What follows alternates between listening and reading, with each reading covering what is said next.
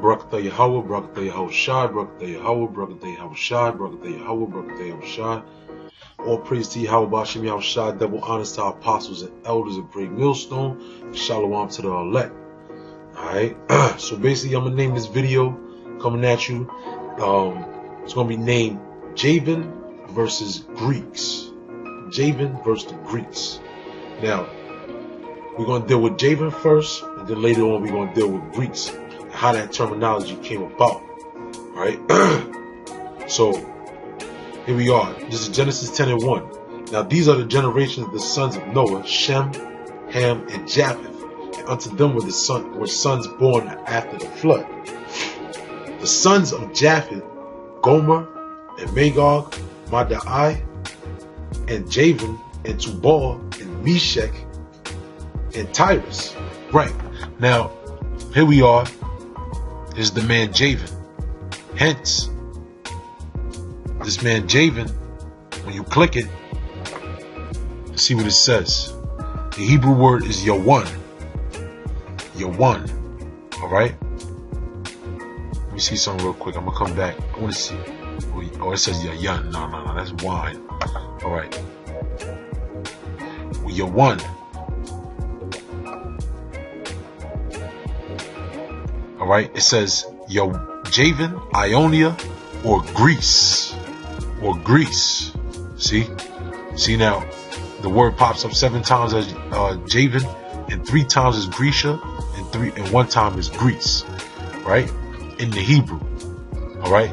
Now, what we believe here at Great Millstone, most Hebrew Israelites believe that the so-called white man is Esau, the Edomites, and that the so-called what you know today as the Filipinos, the Aborigines of Australia, which you have the Polynesians, the Indonesians, the I said Filipinos, the people of the East Indies.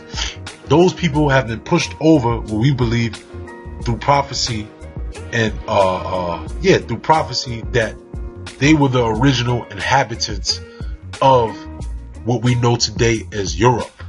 Because prior to Europe, if I'm not mistaken, Europe comes from a Greek lady. Her name was Europa, if I'm not mistaken. All right. But obviously, those people today that dwell in the land of Europe are not the people of the original inhabitants of Europe. All right. So therefore, moving forward, the people who are being called in the New Testament, right?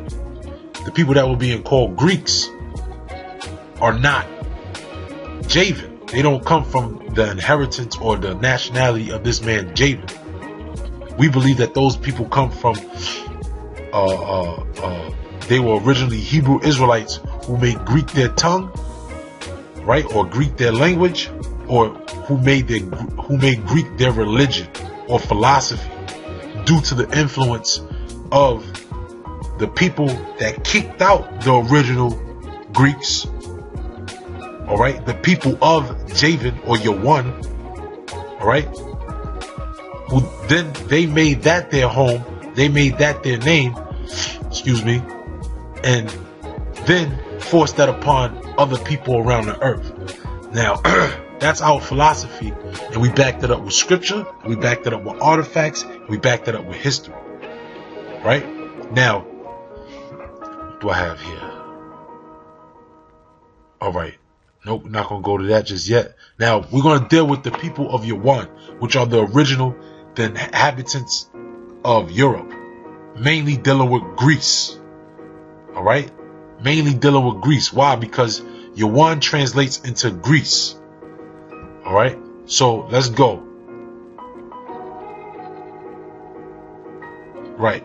Now, let's deal with this. Now, in the time frame, according to prophecy, Nebuchadnezzar's dream, Daniel interpreted these 5 kingdoms. All right. Now, the kingdom that we're going to focus on, obviously, is what? Is Greece, which this time frame of Greece is 331 BC to 168 BC. All right. So that's when you got Daniel's 8 and 21. All right. I'm going to get that real quick. This is Daniel chapter 8, verse 21. It reads, this is the interpretation of the Greek, the dream. It says, and the rough goat is the king of Grecia, and the great horn that is between his eyes is the first king. Now that being broken, whereas four stood up for it, 4 kingdoms shall stand up out of the nation, but not in his power. Right. And which we know who that to be is who? Alexander the Great and his 4 generals. All right. Now, that when you look that up, it says that word for Grecia is Javan. All right, is Javan. Now, hence you have people that are Hebrew Israelites that believe that the people, that the so-called white people are that they are the people of Javan, that they are the original people of Greece. All right. Now, a lot of people, they like to use artifacts. They like to use tangible things. Right. So now, what we'll do is we'll grant them their favor. We'll grant them their wish. As you can see here, I'm gonna go up. There's a lot of good stuff on this. This is called Real History. www.com. World History, Ancient.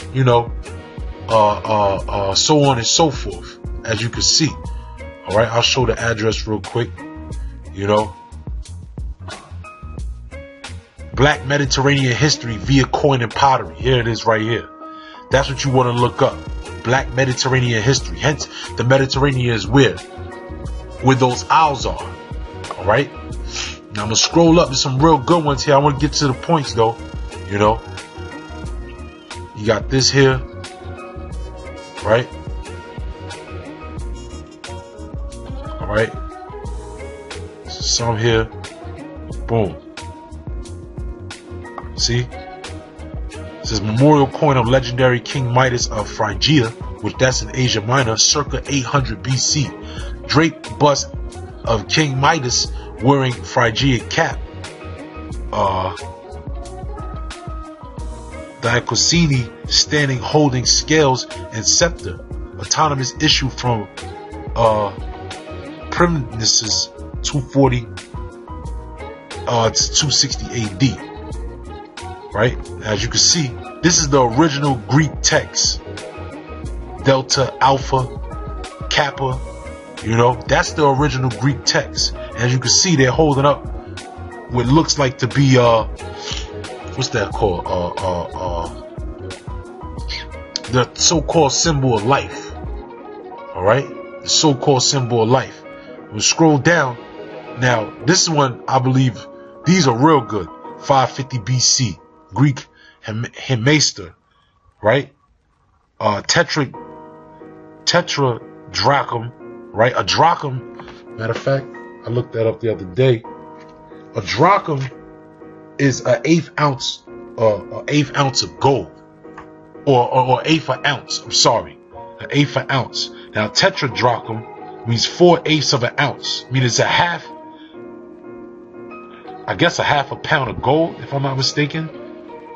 Right? Of Athens, Attica, right? Archaic head of Athena wearing crest, Attic helmet, and earring. See? As you can see here. And these ain't Edomites, man. These ain't Edomites. Circa 510 to 490 BC. These ain't so-called white people, if you will, man. All right? Now, this is a real good one. This guy right here on the left, right? It says Naxos, Sicily, right? Tetradrachm, circa 430 to 420 BC, right? Same here. Tetradrachm, 490 BC. Now, the reason why I say this is a real good one, now when you look, what I typed in was the Aborigines of Australia, all right? And that guy right there, he looks just like these people here, man. And they dressed butt naked, man. That's what they do. See? That's what they do, man. These are the original people of Javan. I'm not going to say if they're the original Yawandans or not. I'm not going to say that. I don't know. But we do know these are the original people of Europe. All right? And the evidence is there, man. This guy's a real good example, man. Look at the way his beard is. Look at his features. All right? And these people are not our people, by the way. So some people will try to say these are our people, but these are not our people, man. Again, they come from Javan. We come from Shem. All right? These are some ugly people right here, man. Straight up and down, man. The Most High has a sense of humor. All right? Because the name Japheth means Yapath, which means beautiful. Hence, these people ain't beautiful, man. You got some of these women that look good, but for the most part, you know, these some ugly motherfuckers, man. They come straight. Excuse my vernacular, man. Now, we'll go back. That's why I said this man right here is a good example, man. The way his beard is structured, walk around butt naked and shit, you know. Another one here, all right. I want to get down to another good one. Here you go right here. Look, a dark-skinned man wearing this Greek, if you will, attire. All right. Don't see a date. All right. Here you go. Here goes some more. All right. Some more. Again, dark features on this pottery, man. All right. Look, 510 to 500 BC, 525 to 428 BC. These ain't the so-called white people, man. This is not Alexander. This is not his people. Okay? Now this is not the one. See? But this does say here, it says was especially common between the 7th and 5th centuries BC. Again, way before Alexander was ruling, man. Way before his father was ruling. All right? Now there's something on here. See, look at this. Look at this. Look at that, man. That ain't white people. All right? Let's see what that says. It says Botonia, biotin black figures, Skyphos bowl, right? Decorated with the loom of Sikre or Kikre or Kirky, if you will, the daughters of Helios, the god of the sun, and Perse and Oceanin, and the sisters Aeetes, right, king of Colchis, and the keeper of the golden fleece, Perses, Pasiphae, the wife of King Minos, and the mother of Monitor. She is shown with Odysseus, king of Ithaca, husband of Penelope, father of Telemachus, the son of Laertes and Antelica, circa 450 BC, right? You see the features on these people, man. This ain't so-called white people. Now, granted, our people, some of this may be Hebrew Israelites, because this is post diaspora, man. This is post the dispersion, where it's said in what? I'm gonna get that real quick. Hosea. It's two scriptures I want to get. Hosea 8 and 8. It says, Israel is swallowed up, now shall be among the Gentiles as a vessel, coincidence, wherein is no pleasure, right? Because a vessel is a pot, you know. Okay, because our people were given to servitude. Now that's what this looks like here. This looks like a man in servitude. All right. This is Hosea 9 and 16. Ephraim is smitten, their root is dried up. They shall bear no fruit. Yea, though they bring forth, yet will I slay even the beloved fruit of their womb. My God will cast them away, because they did not hearken unto him. And they shall be wanderers among the nations. What is a person that's a wanderer? Someone that is lost. Hence, that's why you have the people given into the philosophy of the Greeks before the time of Alexander. All right? Because Hosea, this is before the time of Alexander. Way before the time of Alexander. Matter of fact, we talking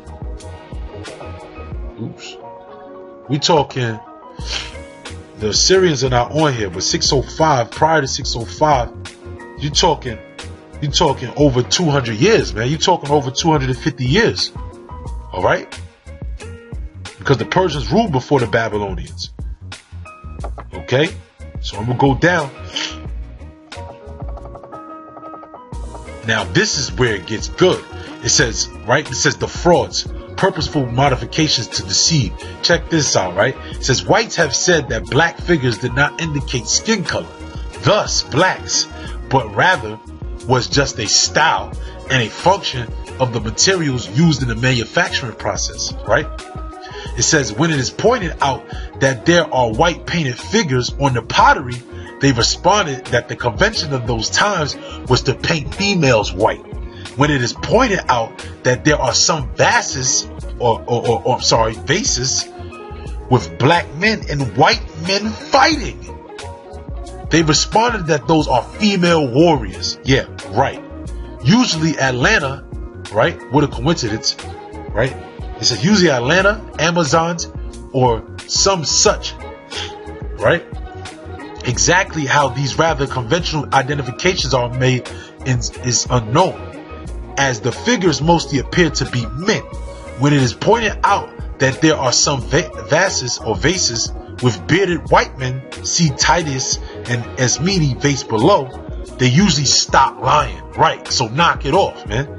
Because here it is, you have dark-skinned people here, right? With trifods and all that, right? Okay, here we go. All right, see, here they go, walking around butt naked, right? Then you got a white man, so-called white man right here. All right, looking like a faggot, man. No beard on his face. All right, talking about there was a woman. Yeah, you so-called white people are vile, man. The scriptures say their vine is at the sin of Sodom, man. All right, you so-called white people are the devil, man. Look, here you go right here. All right, Greek attack black figure. Greek Attic black figure vase depicting the judgment of Paris, circa 540 BC. This vase clearly shows that the original glaze paint was removed in the skins areas of the females and repainted with a flat white paint. See? Salakia. See? That they were already dark skinned. Matter of fact, there's one that depicts that. Here it goes right here. You see how the hand right here is really dark, but they didn't get all of it. See? Here it goes. It says this vase clearly shows the original glaze paint was removed in the skin areas of the females and repainted with flat white paint during the firing process of pottery, making all surfaces become glazed. Right? So-called glazing. Right? It says Athena obviously been altered to appear as white female. Note the tip of her left hand. There you go, right there. See? So-called white man is the devil, man. All right? See, white Greeks, right? White Greeks. Right? Coins from island of Lesbos, circa 500 to 550 BC. Look at these men. Look at this. Would you look at this? Look at this. All right? See, another one of these guys that look like the Aborigines of Australia, man. All right? Mainly this guy right here, man. All right? Look at that, man. Look at that. See? Same beard, the same structure, the big ass noses. All right? Humongous ass lips. See that? Look at that, man. Look at that. That's them people, man. You can't tell us no different, man. That's those same people, man. All right? So these are the people, the original people of the Japhetic people. Or the Yawanidans, or the Salaki, not the Yawanidans. All right, the Yawanians, or the Javanite people, if you will. All right. Now we're gonna fast forward to. See, I got this right here. This is from McClintock and Strong's Biblical Cyclopedia. All right, which I think his name was William McClintock and Strong's Biblical Cyclopedia. And what you do is when you go to the home page, you click alphabetical index, and it basically give you anything revolve around in the scriptures, man, in-depth detail. And it's still good too, because it's still along the same references that we use, because most people use James Strong as a reference, because when you do the research on James Strong, he was a theologian, right, that jumped around from different schools and actually took his time out to make a concordance of the root of Greek and Hebrew words. So it was able for us to pinpoint. The Most High put the spirit on that devil to do that, man. All right, and which indeed they do. When you look at the pictures of them guys, man, and their attributes and what they were into, those were Edomites, man. Right? It says, now we're going to deal with this. It says, Hellenists, and one of the earliest notices of the first Christian church at Jerusalem, Acts 61, who distinct parties are recognized among its members, Hebrews and Hellenists, who appear to stand towards one another in some degree in a relation of jealous rivalry. So again, when Paul first visited Jerusalem after his conversion, he spoke and disputed with Hellenists, Acts 9-29, as if expected to find more sympathy and disputed with more sympathy among them than with the rulers of the Jews. The term Hellenist occurs once again in the New Testament according to the common text. In the account of the foundation of the church of Antioch, Acts 11-20, but there the context as well as the form of the sentence, right? This is in Greek, though the chi is doubtful, seems to require the reading Greeks, right? Now that's what, now this word right here, when you look it up, this is Hellenist, all right? This is Hellenist. From this part on is Hellenist, all right? It says, which is supported by great external evidence as the true antithesis to J or I, right? See Hebrews, right? Because, right, exactly. So the name, I'm going to continue on. The name, according to its derivation, right, or where it derives from, whether the original verb of Hellenist be taken according to the common analogy of similar forms, as you can see here, in the general sense of adopting the spiritual and character of Greeks, or in the more limited sense of using the Greek language, right? And it gives you a reference. Marks as class distinguished by peculiar habits and not by descent. Thus the Hellenist as a body included not only the proselytes of Greek, meaning the new believers of the Greeks, or foreign parentage. See? Or foreign parentage. Let me read that again.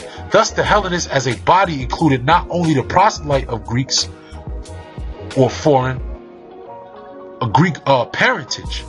Right? Jumping forth. It says, but also those Jews who, by settling in foreign countries, had adopted the prevalent form of the current Greek civilization, right?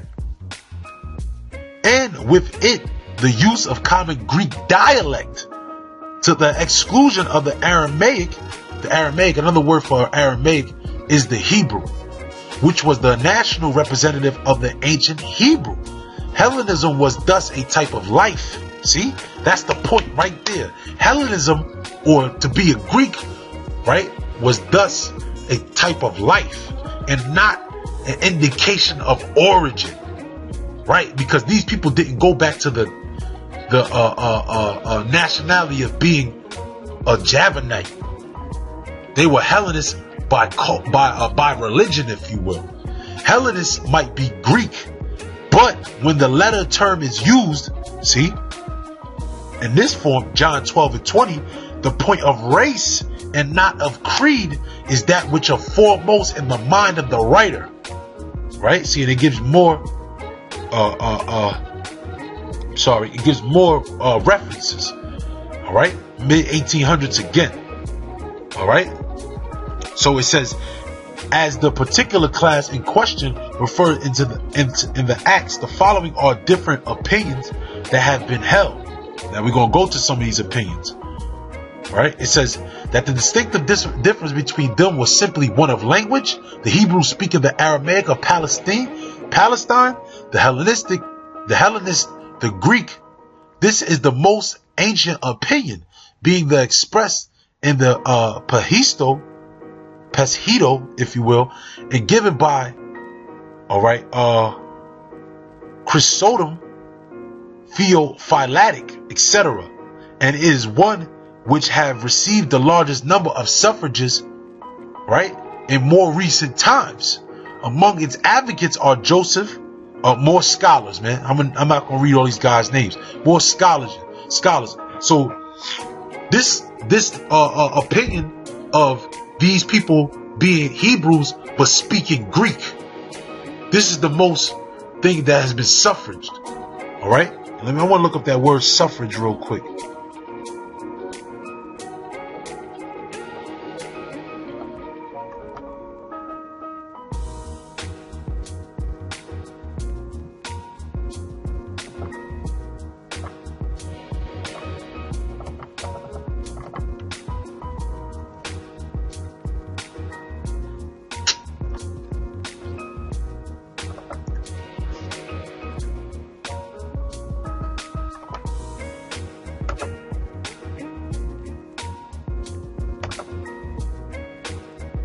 The right to vote. Oh yeah, that's right. I did look this up. The right to vote in political elections. Right.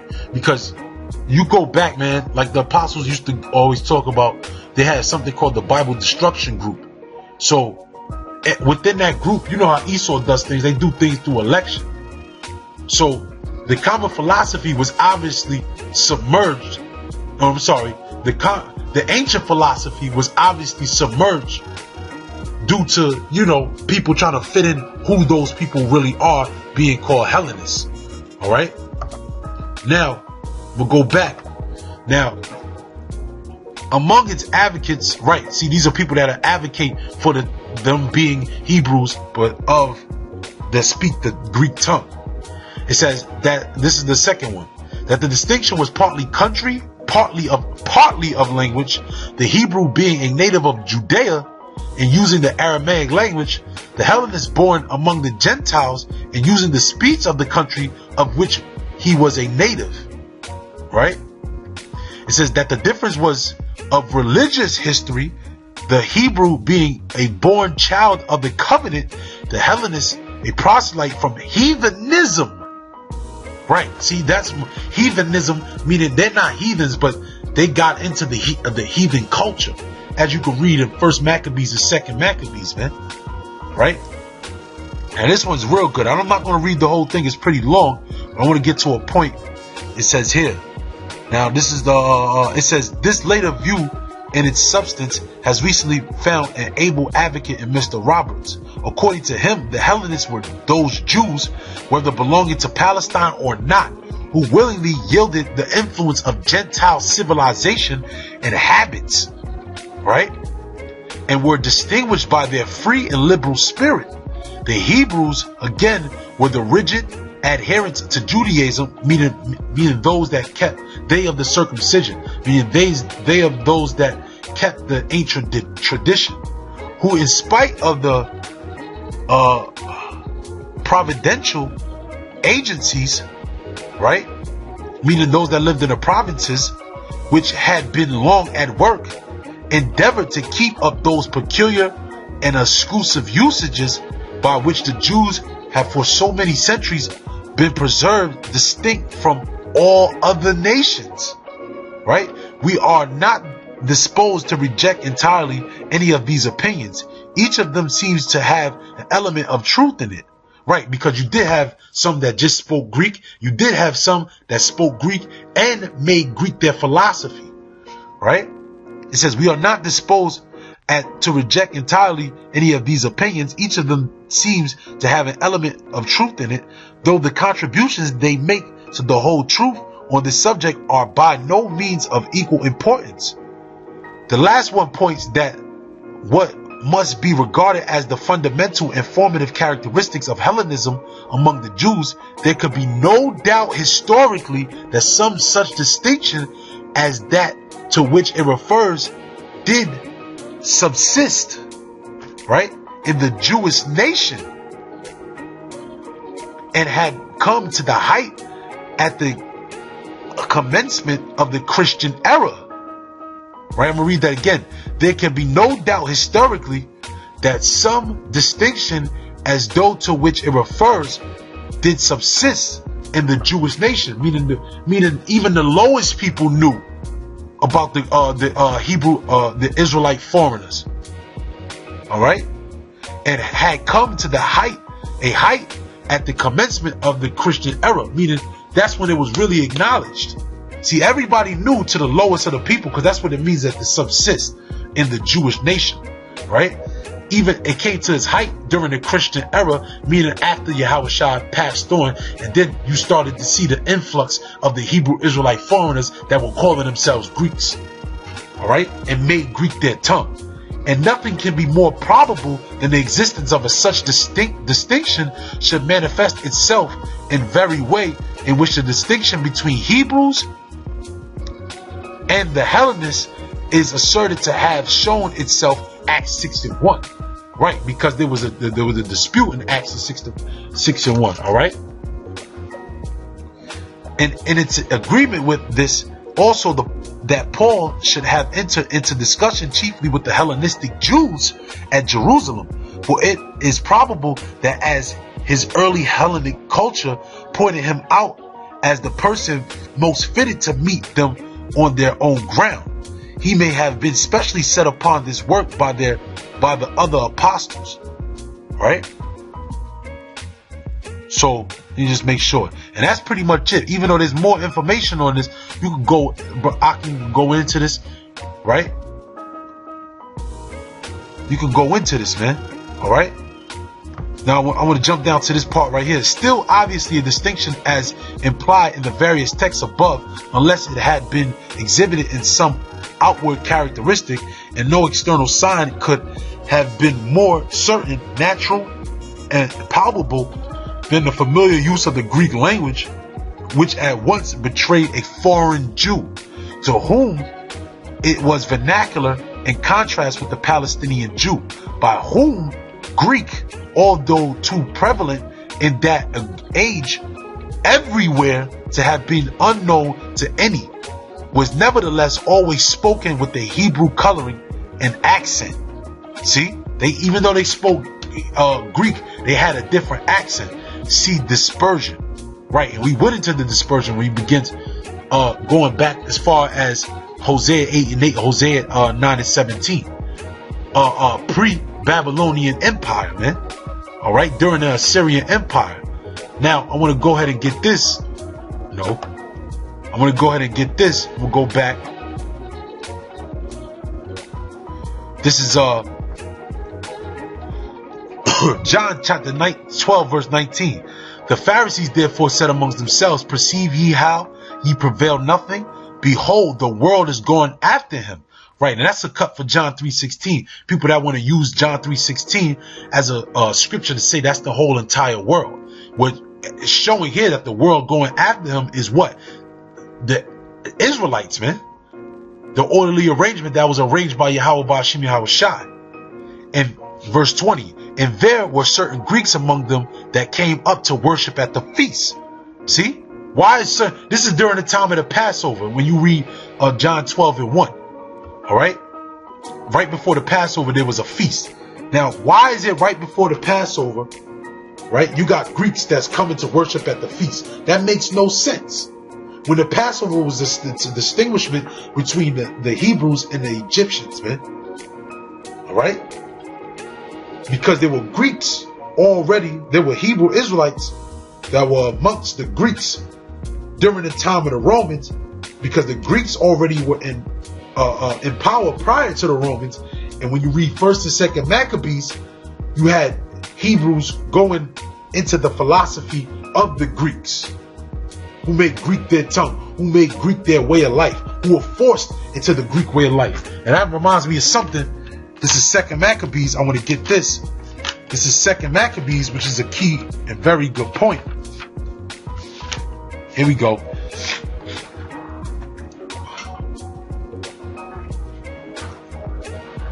This is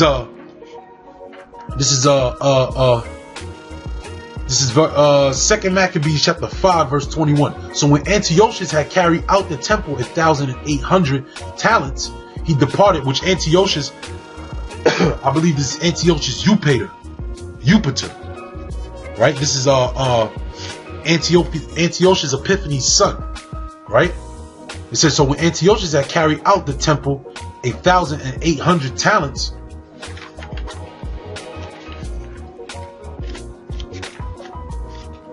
sorry.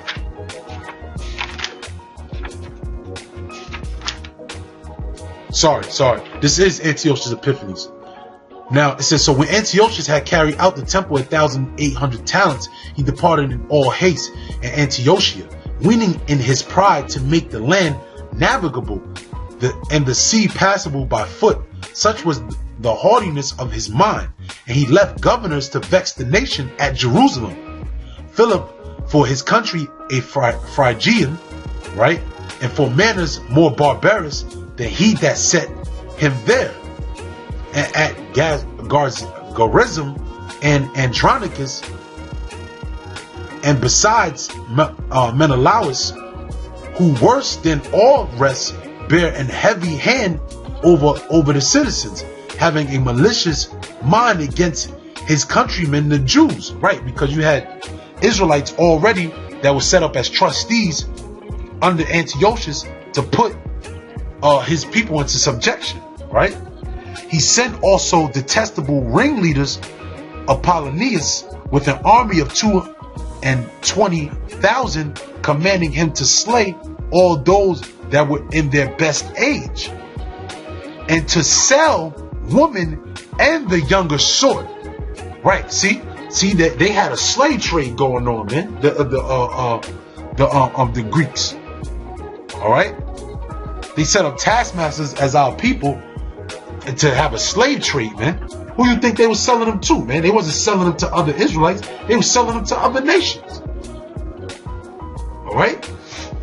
So going back to here, John the 12th chapter, here it is saying there were certain Greeks among them that came up to the feast to worship at the feast. All right. Now I'm going to go to John chapter 7.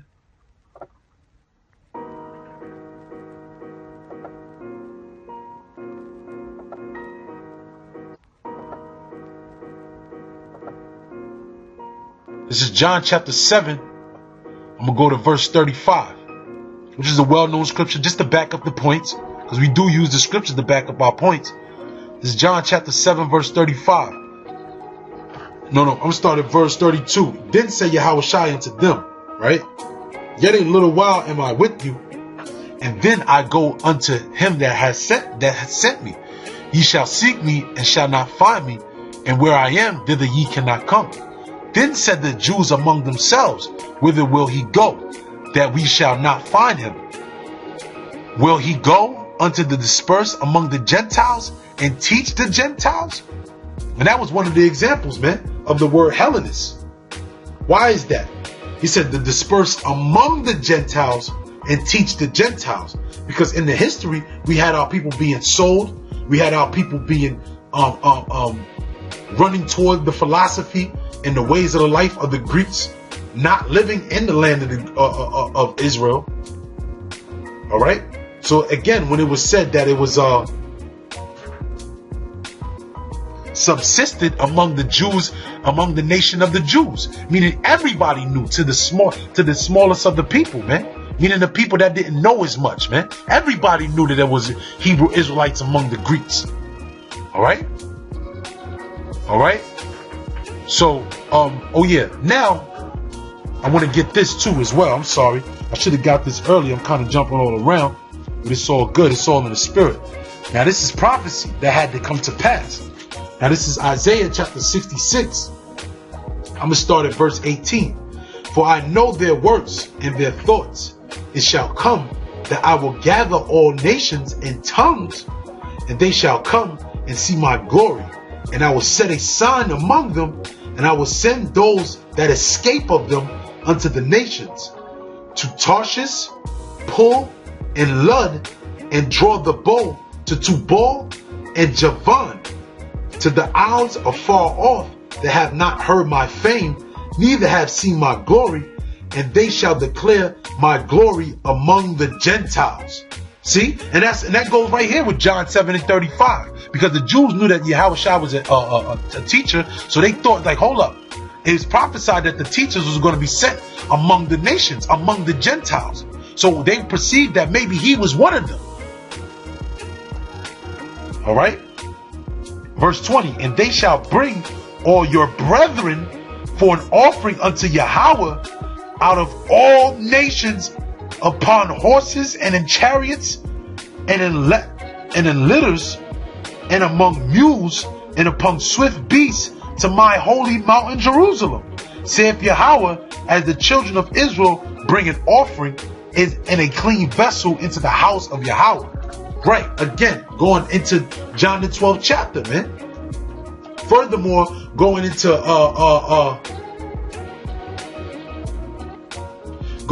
Paul, who was prophesied to teach among all nations, who was prophesied to teach among the Gentiles. Paul fulfilled this prophecy right here in Isaiah 66 chapter. All right. And there was other prophets amongst them, man. Let me get some real quick. There was other people that were taught amongst them, man. This is the book.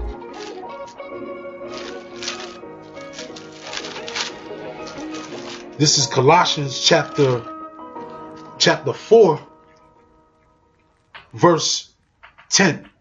It says, Aristarchus, my fellow prisoner, saluteth you, and Marcus, sister to Barnabas, touching whom ye receive commandments, if he come unto you, receive him. Now this is Paul reading to the Colossians. All right. It says, and Yahweh Shai, which is called Justice. See, it was another Yahweh Shai, whose name was his surname was Justice, which was a Greek name. All right. Yahweh Shai is a Greek for the, Joshua, or Yahweh Shai, if you will, who is called Justice, which is more of a Greek name, who are of the circumcision. See, this is a man that was of Israel, man. His foreparents knew that they were Israelites. He knew that he was an Israelite. He grew up an Israelite, because that's why he was called. He was of the circumcision, right? These only are my fellow workers unto the kingdom of the Most High, which have been a comfort unto me.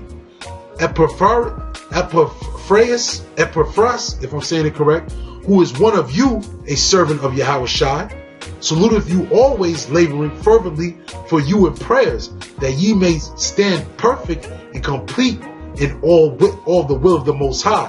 For I bear him record that he hath a great zeal for you, and them that are in Laodicea, and them in Hierapolis. Luke, the beloved physician, and Demas greet you. Salute the brethren which are in Laodicea, and Nymphas, in the church which is in the house. Right. And another thing I want to point out is that Paul only wrote to the churches of these people. He did not write to all these people. He wrote to the churches that were in these places, man. All right. Another thing I want to get.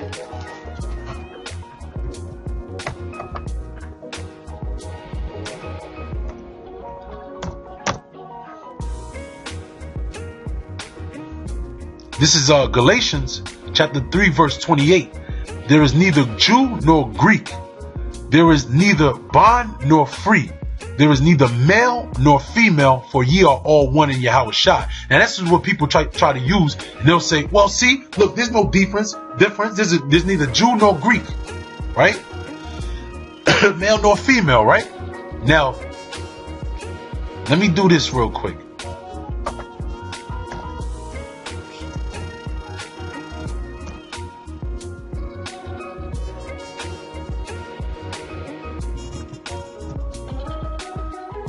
All right. Right. Now, this is Galatians chapter 1, verse 1. Paul, an apostle, not of men, neither by men, but by Yahweh Shai Mashiach, and the power the Father who raised him from the dead. And all the brethren are with me unto the churches of Galatia. Now, what I want to do is, come on, son. And we're going to look up, this says Galatia, because now this is also going to prove, right? This is also going to prove that this is not talking about a people, because the place of Galatia is in Asia Minor, and it's not in Greece. See? Galatia, the Roman province of Galatia, I guess this is a typo, may be roughly described as the central region of the peninsula of Asia Minor, bounded on the north by Bithynia and Paphlagonia, and Salakia on the east by Pontus, on the south by Cappadocia and Lycaonia, on the west by Phrygia. Right, and that's in Asia Minor, man. That's not in Greek. That's not in Greece. So why is he saying there's no difference between Jew and Greek? Why? Because again, going back to the point, Greek is a philosophy. Now, if they were of Javan, they would not be of salvation. Because why? The scriptures say that salvation is unto the Jews, man. Salvation is unto Israel and nobody else. All right, the word is given to Israel and no other nation, man. Who's the word? Yahushua. Yahushua is the word. So if the word is not given unto any other nation, how can you fit another nation in there, man? It's not possible. All right. Now, but with that, I want to give all praises to Yahweh Ba'ashem Yahushua. Double honors to our apostles and elders of Great Millstone. And Lord willing, brothers, got more ammo to use. Lord willing, brothers was edified. And by all means, put in comments and other scriptures, that will edify other brothers and myself. All right, Shalom.